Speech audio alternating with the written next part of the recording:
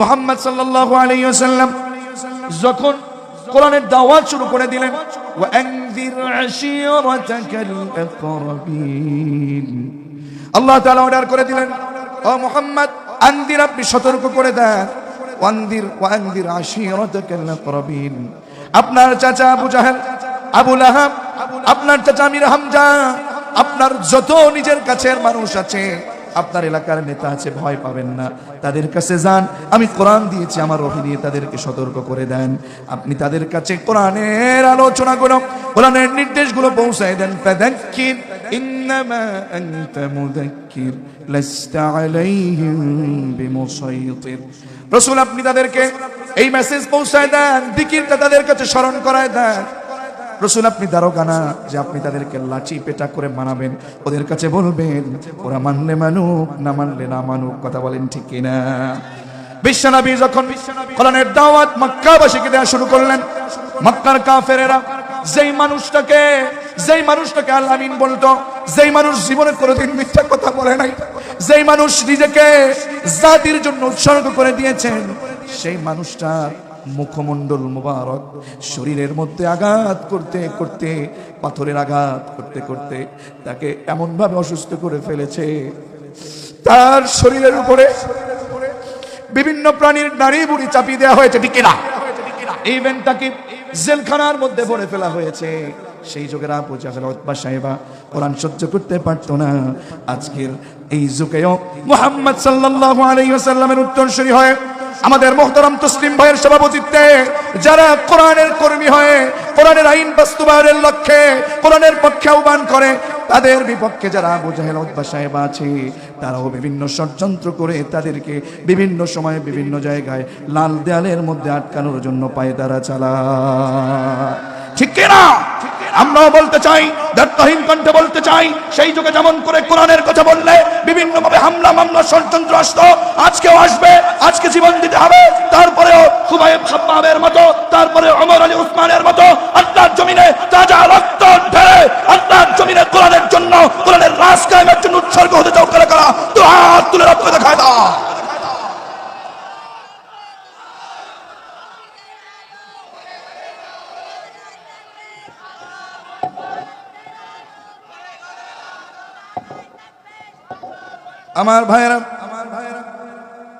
আমার ভাইয়েরা একটু বুঝতে চেষ্টা করেন, এটা আমার কথা নয়, এটা আমার কথা নয়। কোরআন কারীমের মধ্যে মালিক বলতেছেন, ওদের একটা বাস্তবতা, ওদের একটা কর্মসূচি আছে, ওদের বক্তব্য আমি রব কোরআনে তুলে ধরলাম। وقال الذين كفروا لا تسمعوا لهذا القرآن। জোরে বলুন আল্লাহু আকবার। তাদের একটা কর্মসূচি হলো সব চলবে কিন্তু কোরআন শুনতে দেয়া হবে না, ঠিক কি না? সব চলবে, কোরআন শুনতে দেয়া হবে না।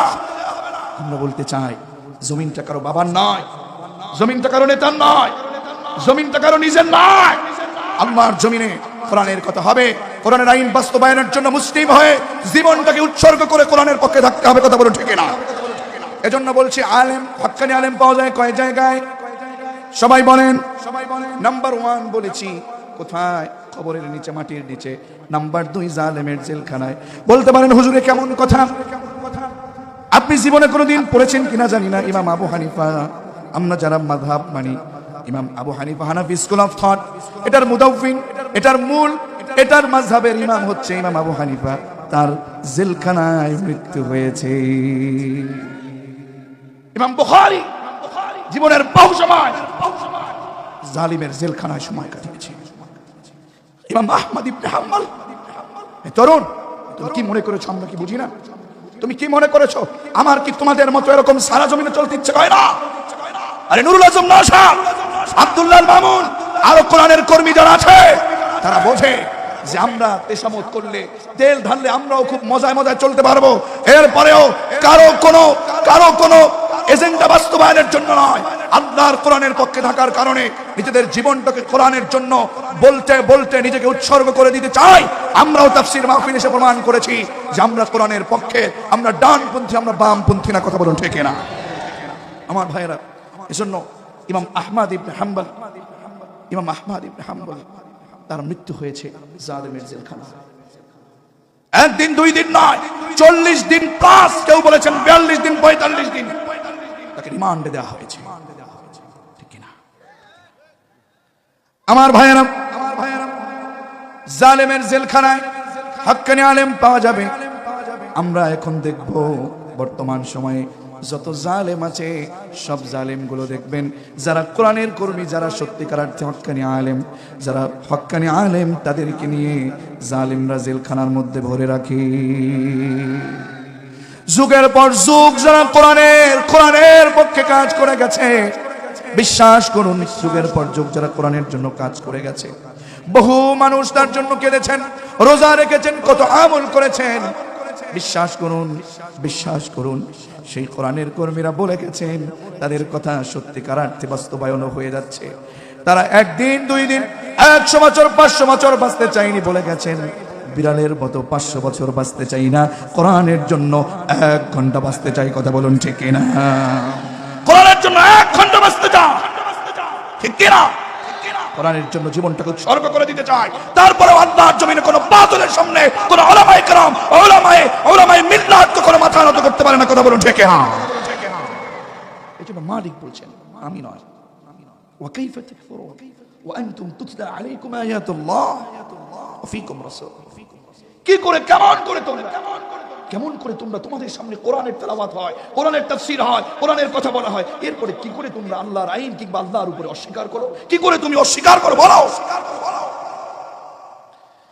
তাহলে আলেম, হক্কানি আলেম পাওয়া যায় কয় জায়গায়? নাম্বার 2 জালেমের জেলখানায়। নাম্বার 3 ওই সকল আলেমেরা কারো তোষামত করে না। হক্কানি উলামায়ে যারা উলামায়ে মিল্লাত যারা, 3 নম্বরে তাদেরকে দেখা যায় তারা থাকে জিহাদের ময়দানে। ঠিক কিনা? জিহাদের ময়দান কোথায়? শুধু লাঠি তরোয়াল নিয়ে, শুধুমাত্র লাঠি তরোয়াল নিয়ে জিহাদ করা লাগবে তা না। বর্তমান সময়ে মুহাদ্দিসিনে কেরাম, মুফাসসিরিনে কেরাম একমত হয়েছেন, বর্তমান সময়ে সবচেয়ে বেশি এগিয়ে যেই জিহাদের ময়দান, বর্তমান সময়ে জিহাদের ময়দান হচ্ছে যারা জুলুম করে, যারা বাতিল, যারা জুলুম করতে চায়, যারা নিষ্পেষিত করতে যায়, ষড়যন্ত্র করতে চায়, সেই জালেমের সামনে কোরআনের হক কথাগুলো নির্ভয়ে তাদের সামনে প্রচার করা, তাদের সামনে বলা হলো জিহাদের ময়দান। ঠিক কিনা? এজন্য কোরআনের কর্মীরা কোরআনের পক্ষে কথা বলতে গিয়ে, কোরআনের পথে চলতে গিয়ে সেই জনসমুদ্র এখানে এসেছে। এরা দেখাচ্ছে আমরা কোন বাতিলদের তোষামত করতে চাই না, আমরা কোরআনের জন্য উৎসর্গ হয়ে যেতে চাই, আমরা কোরআনের ময়দানে নিজের জীবনটাকে বিলীন করে দিতে চাই, আল্লাহর জন্য জীবনটাকে বিলীন করে দিতে চাই। কথা বলুন ঠিক কিনা? কারা যে শুধু হাত তুলে রবকে দেখায় দে।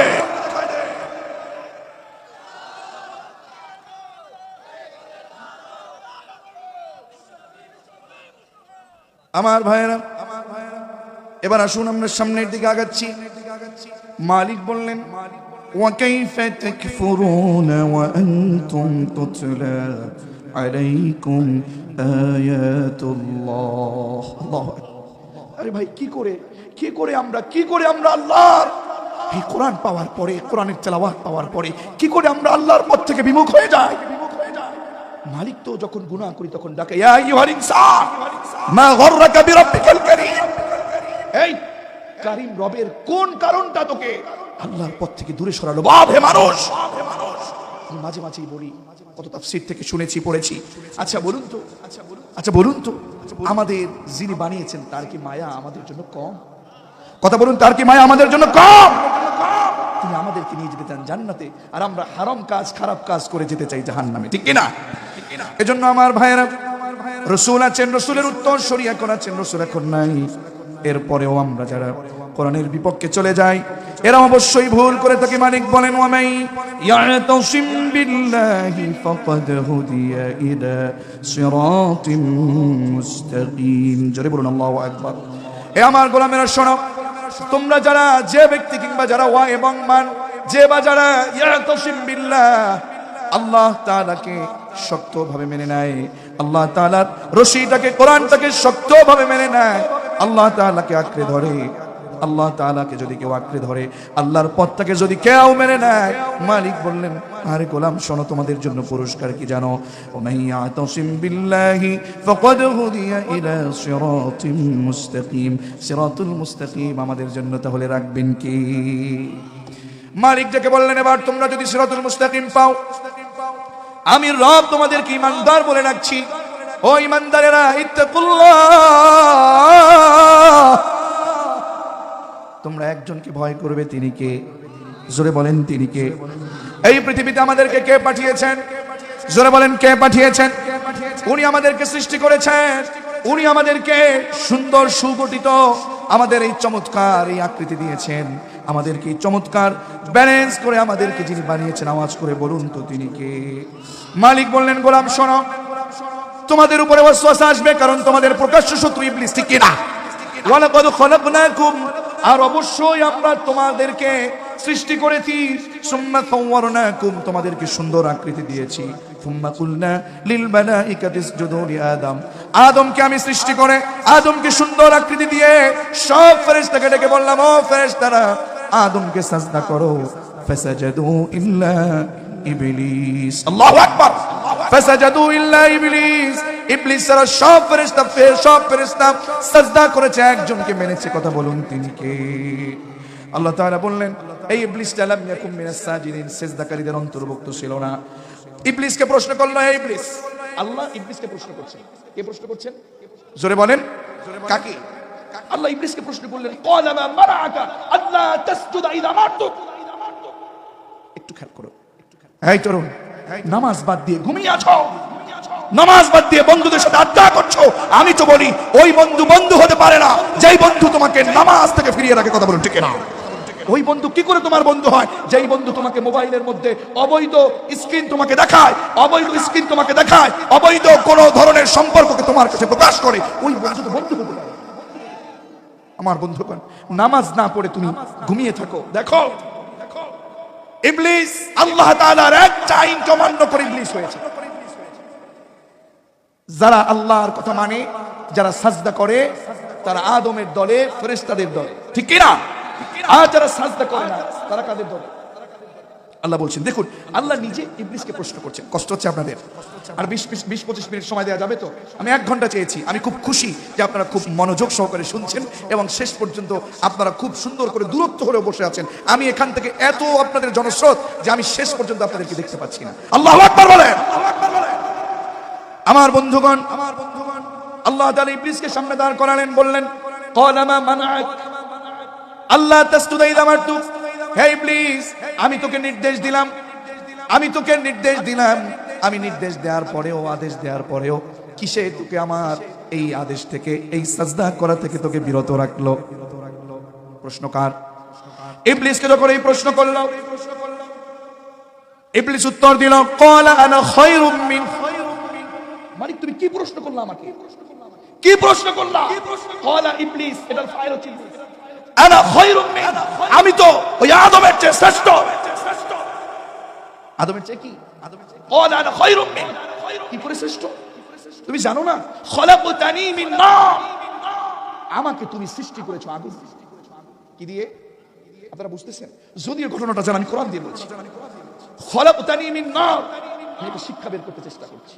খলাকতানি মিন নার, আমাকে তুমি আগুন দিয়ে সৃষ্টি করেছো, আমাকে আগুন দিয়ে বানানো হয়েছে। ওয়া খলাকতাহু মিন তিন, আদমকে তো কাদামাটি দিয়ে, মাটি দিয়ে তাকে বানিয়েছো। এই যে অহংকার করে, আল্লাহর কাছে কি ভালো লেগেছে? আল্লাহ তাআলার জমিনে যারা অহংকার করে, এই ইবলিসকে আল্লাহ তাআলা অর্ডার করলো, ক্বালা, এটা ফাইল হচ্ছে আল্লাহ, ক্বালা ফাবিত, নেমে যা, আমার অর্ডার তুই অমান্য করেছিস, ফাবিত, নেমে যা, এখান থেকে নেমে যা। ফামা ইয়াকুনু লাকা আন তাতাকাব্বারা ফিহা, কি করে তোর এই অধিকার হলো? অহংকার করার অধিকার কি ইবলিসের ছিল? কথা বলুন, ছিল?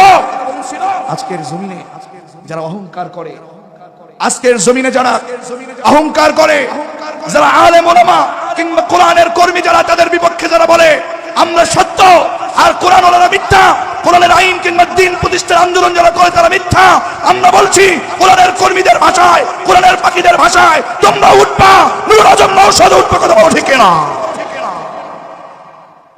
অহংকার করো, অহংকার করো না। মালিক যখন ধরবেন, ফেরাউন পালাতে চেয়েছিল, আবু জাহেল পালাতে চেয়েছিল, পালানোর গর্ত খুঁজে পাওয়া যাবে না, ঠিক কি না? আল্লাহ রাব্বুল আলামিন বললেন ফাখরুজ বের হ, যা এখান থেকে বের হয়ে যা, ইন্নাকা মিনাস সাগিরিন, তুই সাগিরিনদের অন্তর্ভুক্ত, তুই জালেমদের অন্তর্ভুক্ত, তুই যা এখান থেকে সরে যা। আজকের সমাজে ও জালেম আছে না নেই?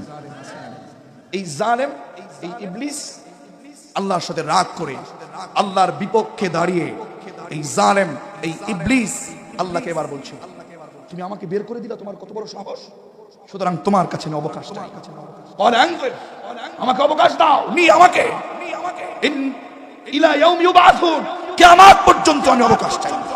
কি চাই? কিয়ামত পর্যন্ত আমি হায়াত চাই, অবকাশ চাই। আল্লাহ বললেন তাই নাকি? তোর অবকাশ লাগবে, যা। ক্বালা ইন্নাকা মিনাল মুনযারিন, তোকে দিয়ে দেওয়া হলো অবকাশ, তোর হায়াত লাগবে না। ক্বালা ফাবিমা আগাওয়াইতানি লাআকউদান্না লাহুম সিরাতাকাল মুস্তাকিম, সরমানি, যেই কারণে আমাকে তুমি নামিয়ে দিলা, পথভ্রষ্ট করলা, যাদের কারণে করলা, আমি ওদের সঠিক পথে বসে থাকবো, আমি ওদেরকে ধোঁকা দিব, আমি ওদেরকে আক্রমণ করব। তুমি বলবা কোরআনের আইন বাস্তবায়নের জন্য, আমি তাদের বিপরীতে আইন বানাই দিব। তুমি ওদেরকে বলবা কোরআনের পক্ষে কাজ করার জন্য, আমি তাদের বিপক্ষে কাজ করাবো। এই কাজগুলো কার? ইবলিস যখন এই কথা বলল, ইবলিস বলতে শেষ করলো না, ইবলিস আরো বলল, আল্লাহ যেহেতু তুমি ওদের জন্য আমাকে পথভ্রষ্ট করেছো, শোনো আমি তাদের সামনে উপস্থিত হয়ে যাব, বিভিন্ন ভাবে তাদেরকে ধোঁকায় ফেলবো, বিভিন্ন ভাবে তুম্মা লাতিয়ান্নাহুম মিন বাইনি আইদিহিম, সামনে থেকে ওকে ওয়াসওয়াসা দিব, ওয়া মিন খালফিহিম, পেছন থেকে ওয়াসওয়াসা দিব, পেছন থেকে ওয়াসওয়াসা দিব, আর ওয়া আন আইমানিহিম, ডান থেকে, ওয়া আন শামাইলিহিম, বাম থেকে ওয়াসওয়াসা দেব। মালিক শোনো, এই চার দিক থেকে আমি ওয়াসওয়াসা দিয়ে বাম পথে ওদেরকে নিয়ে যাব, ওদেরকে সুদের পথে নিব, ঘুষের পথে নিব, অন্যায়ের পথে নিব। মালিক কেমন যেন মনে হয়, মুফাসসিরিন কিরাম লিখেছেন, ওই শয়তানের বিবেক থেকে কিংবা জ্ঞান থেকে ভুলিয়ে দিল, চারদিক থেকে তুই আক্রমণ করতে চাস, আমার গোলাম যদি আমার কাছে আরশের দিকে তাকিয়ে বলে, মালিক ভুল করেছি জীবনে, অনেক কোরআনের বিপক্ষে চলেছি, হারাম কাজ করেছি না, আর আপনার অমান্য করব না, আপনার অবাধ্য হব না, আজকে থেকে আমি মাফ চাই, আমি আপনার বাধ্য হতে চাই। শোন ইবলিস, আমি রব হয়ে আমার গোলামদেরকে, রংপুরের মুসলমানদেরকে আমি ক্ষমা করে দিব। চিৎকার মেরে বলুন সুবহানাল্লাহ। সুতরাং যারা অন্যায় করে, অপরাধ করে, যারা অহংকার করে, যারা সময় নির্ধারণ করে, যারা নামাজ বাদ দিয়ে অন্যায় অপরাধের পথে চলে, তারা বাস্তবিক পক্ষে সত্যের পক্ষের লোক নয়, তারা ইবলিসের পক্ষের লোক। কথা বলেন ঠিক কিনা? সুতরাং আমরা বলবো না আল্লাহর পথে, সিরাতুল মুস্তাকিমের পথে শয়তান যেহেতু বাধা হয়ে দাঁড়িয়েছে, আমরা শয়তানকে উপেক্ষা করে নিজের জীবনটাকে আল্লাহ এবং রাসূলুল্লাহর পথে আমরা অগ্রসর করতে চাই। কথা বলেন ঠিক কিনা? এজন্য মালিক বলছেন, হে ঈমানদাররা, হে বিশ্বাসীরা, ইত্তাকুল্লাহ, তোমরা ভয় করবে কাকে? দেখুন, আপনার কাছে মনে হয় যে আপনার কাছে টাকা আছে, আপনি বুঝি খুব মর্যাদাবান, আপনার কাছে অর্থ আছে, আপনি খুব বুঝি মর্যাদাবান, আমি একটু কালো, আপনি একটু সুন্দর, আপনার কাছে নিজেকে মর্যাদাবান মনে হয়। কথা বলেন না কেন?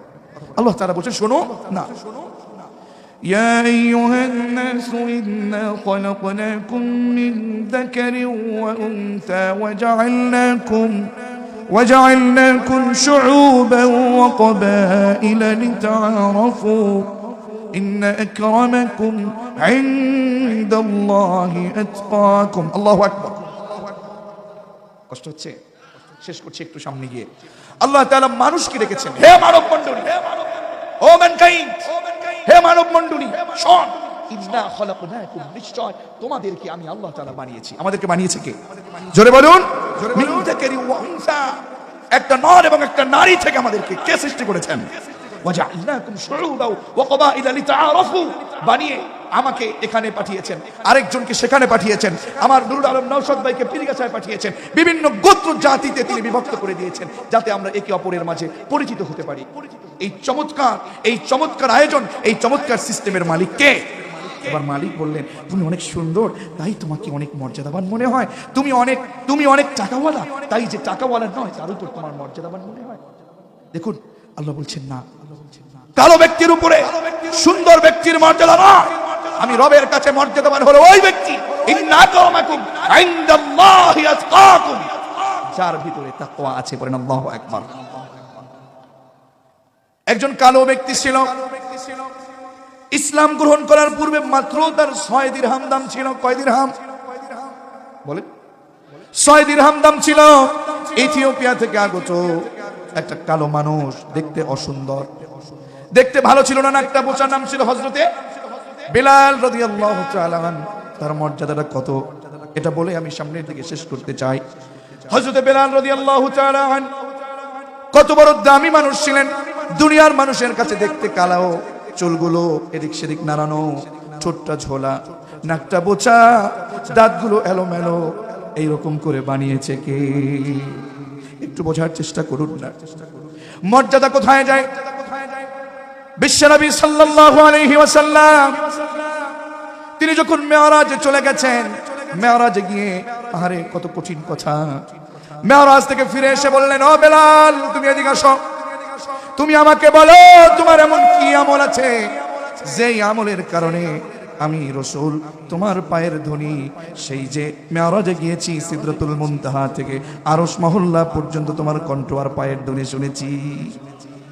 হযরত বেলাল বললেন, ও রাসূল আপনি তো আমার সব আমল জানেন, আমার নতুন কোনো আমল নাই, আমার একটা আমল হয়তো আছে, আমি যখন ওযু করি, ওযু করে সাথে সাথে 2 রাকাত নামাজ পড়ি, আল্লাহর ভয়ে 2 রাকাত নামাজ পড়ি, তখন যারা বলে যায়। বিশ্বনবী ডেকে বললেন, ও বেলাল শোনো শোনো, এই নতুন একটা আমল তুমি করছো, খবরদার আজ থেকে তুমি এই আমলটার জীবনে কোনোদিন ছাড়বে না। আল্লাহু আকবার।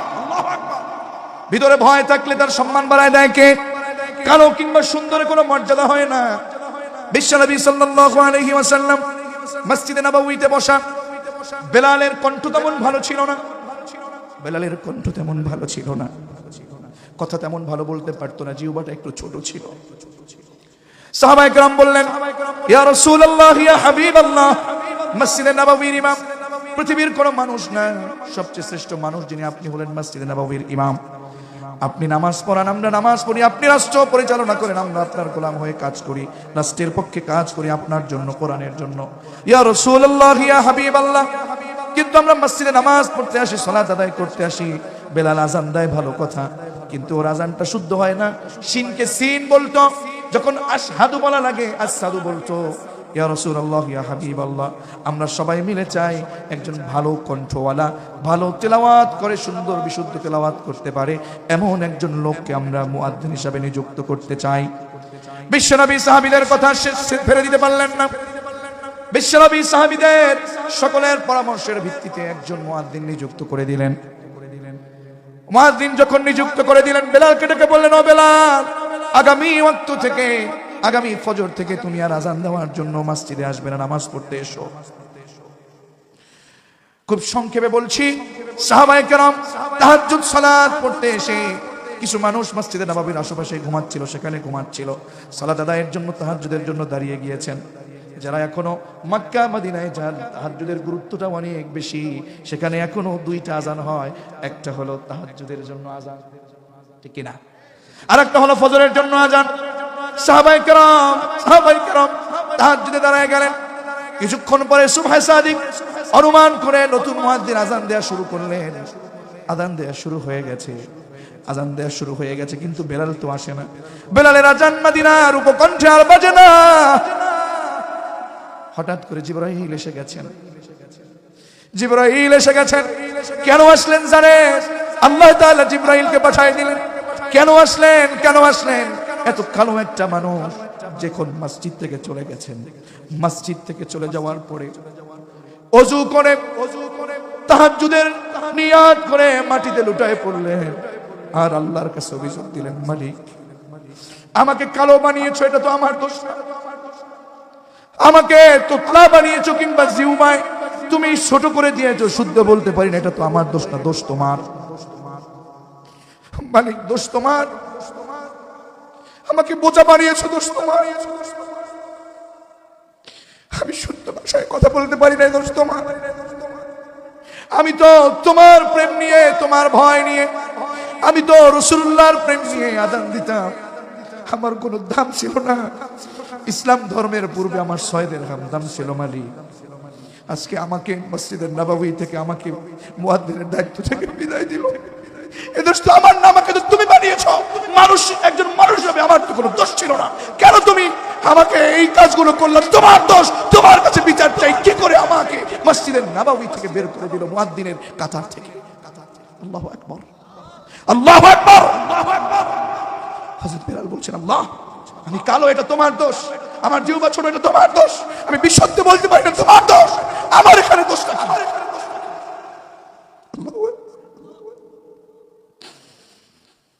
আল্লাহু আকবার।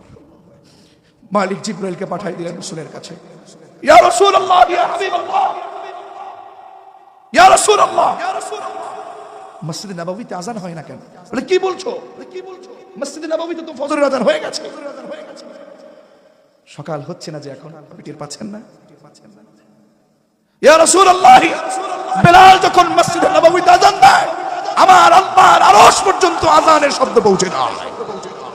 সেই আযানের শব্দ পেয়ে আরশের সেই ফেরেশতারা এবং বাইতুল মামুরের ফেরেশতারা বেলালের আযান শুনে সেখানে সালাতের জন্য দাঁড়িয়েছে। আল্লাহর রাসূল, বেলাল কাঁদতেছে এখনো, আল্লাহকে তো আরোপ করছে রাসূল। বেলালকে তাড়াতাড়ি আযান দিতে বলেন মসজিদে নববীতে। মসজিদে নববীতে ফজরের আযান যদি দ্বিতীয়বার হয় হোক, কিন্তু বেলালের আযান না দিলে কিয়ামত পর্যন্ত এরকম রাত থেকে যাবে। বেলালের ভিতরে যে তাকওয়া আছে, ওর যে কান্না, ওর যে আল্লাহর উপরে ভয়, ওর যে আযান, এই আযান না হলে কিয়ামত পর্যন্ত এরকম রাত থেকে যাবে, কিন্তু সুবহ সাদিক ঘটবে না। আল্লাহু আকবার। আমার বন্ধুগণ, মানুষ সম্মানিত, মানুষ সম্মানিত টাকা দিয়ে, সৌন্দর্য দিয়ে হয় না। মানুষের ভিতরে যদি তাকওয়া থাকে, সেই তাকওয়ায় আল্লাহ তাআলা মানুষকে সম্মান, মর্যাদা, ইজ্জত বৃদ্ধি করে দেন। কথা বলেন ঠিক না? আমার ভাইয়ের, আমি সামনের দিকে আগাচ্ছি খুব অল্প সময়ের জন্য। এত রাত, প্রায় 1টা বেজে যাচ্ছে। 1:20 বেজে গেছে। সুবহানাল্লাহ। এত মানুষ 1টার পরেও বসে থাকে। আমার বিশ্বাস হয় না, আমার বিশ্বাস হয় না যারা অন্য প্রোগ্রামের জন্য বসে থাকবে, শুধুমাত্র কেবলমাত্র আল্লাহর কোরআনের জন্য বসে আছে। কথা বলেন ঠিক না? আমার বন্ধুগণ, এজন্য তাকওয়া মুখের কথা, আর আমরা শুধু বলি হাক্কা তুকাতি, যেমন করে ভয় করা উচিত না। হযরত আলীর একটা ছোট্ট স্পিচ আমি আপনাদেরকে বলে শেষ করছি আয়াতের সাথে সমন্বয় করে। হযরত আলী বললেন, হে দুনিয়ার মানুষ, শোনো, তাকওয়া বলো। তাকওয়া শুধুমাত্র ওই রকম তুমি মুখে বললে হবে না। তাকওয়া হচ্ছে 4 জিনিসের নাম। কয় জিনিসের নাম? সবাই বলেন। এটা মুখস্থ করে যাবেন, পারা যাবে ইনশাআল্লাহ। হযরত আলী বললেন, হে দুনিয়ার মানুষ, আত-তাকওয়া হিয়া খাউফুম মিনাল জালিল ওয়াল আমালু বিত-তানজিল ওয়াল কানাআতু বিল কলিল ওয়াল ইসতি'দাদু লিয়াউমির রহিম। 4 জিনিসের নাম তাকওয়া। নাম্বার 1 হুয়া খাউফুম মিনাল জালিল, এক আল্লাহর ভয়। কার ভয়? জোরে বলেন, কার ভয়? আল্লাহর ভয়। কেমন ভয়? আপনাকে কোরআন দিয়ে বলা হচ্ছে সুদ খাবে না, ঘুষ খাবে না, বেপরদায় থাকবে না। হে আমার মা ও আমার বোন, শুনুন আমার বোন, আপনি যে আল্লাহর ভয় না নিয়ে আপনি যে জনমের মতো অন্যায় অপরাধ করছেন, বিশ্বাস করুন আল্লাহর জমিনে থেকে আপনি যদি কোরআনের আইন না মেনে বেপরদায় চলাফেরা করেন, জাহান্নাম আপনার জন্য হয়ে যাবে, বলেছেন মুহাম্মদ সাল্লাল্লাহু। আমার বন্ধুগণ, এজন্য কোরআনের আমলটাকে আপনাকে বৃদ্ধি করতে হবে। তাহলে 1 নাম্বার হলো আল্লাহর ভয়। কারণ মানুষের ভয় দেখিয়ে মানুষের চরিত্র পাল্টানো যায়। আমাদের নুরুল আলম নওশাদ ভাইয়ের ভয় দিয়ে, কিংবা আমার ভয় দিয়ে, কিংবা পুলিশের ভয় দিয়ে মানুষের চরিত্র পাল্টানো যায় না। মানুষের চরিত্র কোন সেনাবাহিনীর ভয় দিয়ে পাল্টানো যায়? মানুষের চরিত্র যদি পাল্টাতে হয়, আওয়াজ করে বলুন তো, কেবলমাত্র শুধুমাত্র একজনের ভয় দিয়ে পাল্টানো যায়। তিনি কি? আল্লাহর ভয় দিয়ে পাল্টানো যায়। আমার বন্ধুগণ, আল্লাহর ভয় যার ভিতরে আছে, ওই লোকটা কখনো বামপন্থী কাজ করতে পারে না। কথা বলুন ঠিক না? আল্লাহর ভয় যার ভিতরে আছে, মিথ্যা নেতার পিছনে সে ঘুরতে পারে না। আল্লাহর ভয় যার ভিতরে আছে, কোরআন বিরোধী আন্দোলন সে করতে পারে না। আল্লাহর ভয় যার ভিতরে আছে, তারা কখনো আলেম ওলামাদের বিপরীতে মিথ্যা মামলা দিতে পারে না।